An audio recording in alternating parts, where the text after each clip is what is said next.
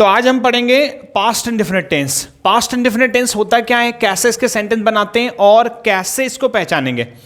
तो past indefinite tense की पहचान होती है जिस वाक्य के अंत में, पास्ट इंडेफिनिट टेंस की पहचान होती है जिस वाक्य के अंत में ता था, ती थी, ते थे, अ, ई, ए, या इनकी मात्राएं।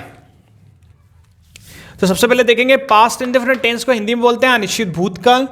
पास्ट इंडेफिनिट टेंस को हिंदी में क्या बोलते हैं, अनिश्चित भूतकाल। पहचान होती है कि जिस वाक्य के अंत में ता था, ती थी, ते थे, अ, ई, ए, या तो ये वर्ण आ सकते हैं, या तो ये वर्ण आ सकते हैं, या इनकी मात्राएं भी आ सकती हैं। जैसे हमने बोला है कि जिस वाक्य के अंत में, तो देखो इस वाक्य, ये वाक्य वाक्यों के अंत में दे रखा है ता था, ते थे, या, ये एक ही मात्रा, बड़ी की मात्रा, एक ही मात्रा, इसमें भी बड़ी की मात्रा। हमने ये बोला कि वाक्य के अंत में यदि ता था, ती थी, ते थे, अ, ई, ए, या इनकी मात्राएं, या बड़ा की मात्रा आ सकती है, बड़ी की मात्रा आ सकती है, या एक ही मात्रा आ सकती है। अगर ये वाक्य के अंत में आता है तो हम उसे पास्ट इंडेफिनिट टेंस में लेंगे। अब देखते हैं हेल्पिंग वर्ब। हेल्पिंग वर्ब क्या होती है पास्ट इंडेफिनिट टेंस की, डिड। चाहे सिंगुलर सब्जेक्ट हो या प्लूरल सब्जेक्ट हो, चाहे सिंगुलर सब्जेक्ट हो या फिर प्लूरल सब्जेक्ट हो, दोनों सब्जेक्ट के साथ हम क्या करते हैं, डिड हेल्पिंग वर्ब का प्रयोग करते हैं। मेन वर्ब के स्थान पे वर्ब की सेकेंड फॉर्म का, वर्ब की सेकेंड फॉर्म। अगर हमारा सेंटेंस अफर्मेटिव सेंटेंस है, कौन सा, अफर्मेटिव सेंटेंस है, तो उसमें हम वर्ब की सेकेंड फॉर्म का यूज करेंगे। लेकिन जैसे हमारा सेंटेंस नेगेटिव होगा, इंट्रोगेटिव या WH, interrogative negative, interrogative WH या इंट्रोगेटिव नेगेटिव, तो वहां पे हम यूज करेंगे did helping verb not plus verb की फर्स्ट फॉर्म। जैसे अगर हमारा सेंटेंस अफर्मेटिव है, क्या है, अफर्मेटिव सेंटेंस है, तो मेन वर्ब के स्थान पे वर्ब की सेकेंड फॉर्म का प्रयोग करेंगे। और जैसे हमने उस सेंटेंस को बनाया नेगेटिव, जैसे हमने लिखा यहां पे मैंने अंग्रेजी सीखी, तो यहां पे हमने मैंने को बोलेंगे आई, सीखने की वर्ब होती है लर्न, वर्ब की फर्स्ट फॉर्म, लेकिन उसमें ईडी लगा देंगे, हो जाएगी second form, learned. I learned English, मैंने अंग्रेजी सीखी। इसी का नेगेटिव बनाएंगे, तो मैंने अंग्रेजी नहीं सीखी, आई डिड नॉट लर्न। देखो पहले वर्ब की सेकेंड फॉर्म का प्रयोग किया, यहां पे लर्न वर्ब की फर्स्ट फॉर्म होती है, ईडी लगा देंगे, सेकेंड फॉर्म हो जाएगी। तो यहां पे हमने सबसे पहले वर्ब की सेकेंड फॉर्म का यूज किया। क्यों किया, क्योंकि यह सेंटेंस अफर्मेटिव सेंटेंस है। अफर्मेटिव मतलब क्या,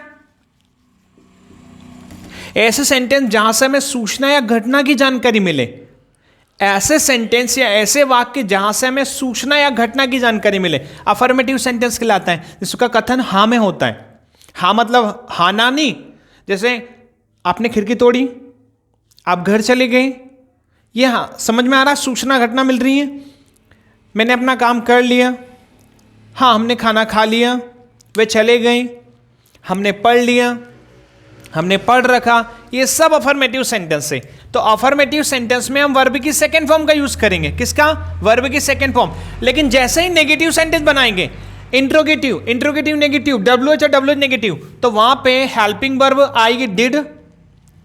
अफर्मेटिव सेंटेंस में हम डिड का प्रयोग नहीं करेंगे, अफर्मेटिव सेंटेंस में डिड का प्रयोग नहीं करेंगे। लेकिन जैसे नेगेटिव सेंटेंस बनाएंगे, negative, interrogative, interrogative negative, WH और WH नेगेटिव, तो हम वहां पे ये did plus not plus verb की फर्स्ट फॉर्म, मतलब ये सेकेंड फॉर्म। जैसे ही डिड हेल्पिंग वर्ब आता है तो वहां पे ये वर्ब की सेकेंड फॉर्म बन जाती है वर्ब की फर्स्ट फॉर्म। कैसे, एग्जांपल देखो, पर एक बार और पहचान देख लो। सबसे पहले पास्ट इंडेफिनिट टेंस को हिंदी में बोलते हैं अनिश्चित भूतकाल। पहचान होती है कि जिस वाक्य के अंत में ता था, ती थी, ते थे, अ, ई, ए, या तो ये वर्ण आ सकते हैं या इनकी मात्राएं पहचान में। और ये पहचान दे रखी है ता था, ते थे, या ये बड़ी की मात्रा या बड़ी की मात्रा, ये एग्जाम्पल भी दे रखे। समझ में आया, मतलब अगर अफर्मेटिव सेंटेंस होगा तो हम वर्ब की सेकेंड फॉर्म का यूज करेंगे, मेन वर्ब के स्थान पे helping verb negative, interrogative, interrogative negative sentence में यूज करते हैं। एक बात और बहुत महत्वपूर्ण बात, कि प्रेजेंट इंडेफिनिट टेंस और past indefinite tense, present indefinite tense और पास्ट इंडेफिनिट टेंस के अफर्मेटिव सेंटेंस में हम हेल्पिंग वर्ब का प्रयोग नहीं करते हैं, नहीं करते हैं, नहीं करते। प्रेजेंट इंडेफिनिट टेंस और पास्ट इंडेफिनिट टेंस के अफर्मेटिव सेंटेंस में हम हेल्पिंग वर्ब का प्रयोग नहीं करते। तो क्या करते हैं वहां पे? अगर प्रेजेंट इंडेफिनिट टेंस की बात करें तो वहां पे मेन वर्ब की first form plus S, E S, I S का प्रयोग करते हैं, और पास्ट इंडेफिनिट टेंस की बात करेंगे तो वर्ब की सेकेंड फॉर्म का यूज करेंगे। आइए कुछ एग्जांपल्स बनाते हैं पास्ट इंडेफिनिट टेंस के। तो इसमें दे रखा है मैंने अंग्रेजी सीखी, मैंने अंग्रेजी सीखी। तो देखो इस पे आया बड़ी की मात्रा, और बड़ी की मात्रा तो हमारा सेंटेंस काय में आ गया? Past indefinite. तो मैंने को बोलेंगे आई, सीखने की वर्ब, इसमें डिड हेल्पिंग वर्ब का प्रयोग नहीं करेंगे, अभी थोड़ी देर पहले बोला है। तो इसमें क्या करेंगे हम? वर्ब की सेकेंड फॉर्म, सीखने की वर्ब होती है लर्न, लर्न में लगा देंगे ईडी, हो जाएगा लर्नड इंग्लिश। मैंने अंग्रेजी सीखी, आई लर्नड इंग्लिश। लेकिन इसी का नेगेटिव बनाया हमने समझाने के लिए कि मैंने अंग्रेजी नहीं सीखी, तो मैंने को बोलेंगे आई, आई के बाद आ जाएगा हेल्पिंग वर्ब, नेगेटिव सेंटेंस बनाने के लिए आई डिड नॉट, वापस से जो सेकेंड फॉर्म रहेगी वो बन जाएगी फर्स्ट फॉर्म। देखो यहां से जैसे हेल्पिंग वर्ब का प्रयोग करोगे तो यहां पे वर्ब की सेंटेंस में आपको वर्ब की फर्स्ट फॉर्म का प्रयोग करना है। हमने हिंदी लिखी, हमने हिंदी लिखी, तो हमने को बोलेंगे वी, लिखने की वर्ब होती है राइट, राइट का सेकेंड फॉर्म होता है रोट, वी रोट, हिंदी को बोलेंगे हिंदी। हमने हिंदी लिखी, we wrote Hindi, we wrote Hindi. आप मंदिर गए, आप मंदिर गए, आपको बोलेंगे यू, जाने की वर्ब होती है गो, गो का सेकेंड फॉर्म वेंट, तो you went to temple. Madhav ने भोजन बनाया, आप बनाइए, क्या बनेगा? बोर्ड पे ऑलरेडी तो हमने कर रखा है। तो माधव, माधव को लिखेंगे माधव, बनाने की वर्ब, भोजन बनाने की वर्ब होती है कुक, लेकिन ये कुक तो वर्ब की फर्स्ट फॉर्म है, उसमें लगाएंगे ईडी, हो जाएगा सेकेंड फॉर्म। तो माधव कुक्ड फूड, भोजन को बोलेंगे फूड। महक ने भोजन किया, महक ने भोजन किया, तो महक को लिखेंगे महक, भोजन करना मतलब खाना की वर्ब होती है ईट, ईट का सेकेंड फॉर्म होता है एट, महक एट, भोजन को बोलेंगे फूड, महक एट फूड। वहां स्कूल जाता था, वहां स्कूल जाता था, तो वहां को बोलेंगे ही, जाने की वर्ब होती है गो, गो का second form went, he went to, school को बोलेंगे स्कूल। वहां स्कूल गया, ही वेंट टू स्कूल, वहां स्कूल जाता था, ही वेंट टू स्कूल। वे अंग्रेजी बोलते थे, तो वे को बोलेंगे दे, बोलने की वर्ब होती है स्पीक, स्पीक का second form spoke, they spoke. English को बोल देंगे, अंग्रेजी को बोल देंगे इंग्लिश। अब करना क्या है, इनके नेगेटिव ट्राई करते हैं।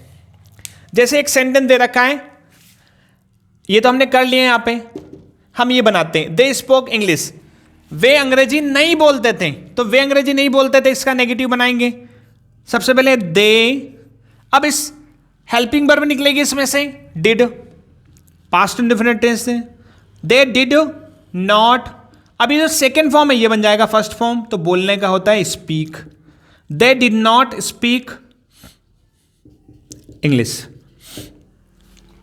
एक और बनाते हैं, महक ने खाना खाया, महक ने खाना नहीं खाया, नेगेटिव, तो महक, हेल्पिंग वर्ब आएगी इसके बाद, चाहे सिंगुलर सब्जेक्ट हो या प्लूरल हो, दोनों सब्जेक्ट के लिए हेल्पिंग वर्ब आती है डिड, चाहे सिंगुलर सब्जेक्ट हो या प्लूरल सब्जेक्ट हो, दोनों सेंटेंस के लिए हेल्पिंग वर्ब आएगी डिड। महक डिड नॉट, अब सेकेंड फॉर्म से बन जाएगी first form, Mahak did not eat food. तो ये हो गया हमारा past tense complete. I hope आपको समझ में आया होगा।